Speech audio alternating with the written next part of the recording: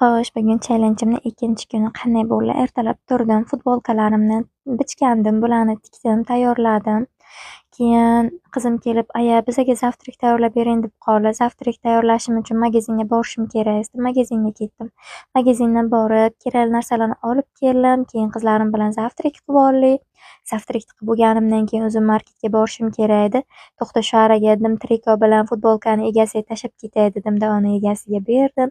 Dastavkalarimni oldim, uyga kelib obedimni qilibman-da, maza qilib uxlabman soat 5 gacha o'ziyam.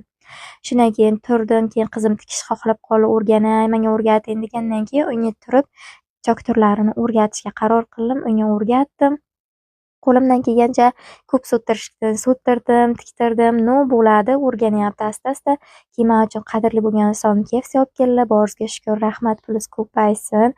Keyin ikkita futbolkani tayyor qilib bo'lgandan keyin bularni utdi qilib, bularni ham egasiga topshirdim. Bugun kunim mazmunli bo'ldi desam ham bo'ladi-yu, lekin ko'nglim uncha to'lmadi, chunki havo issiqlik, kam tikish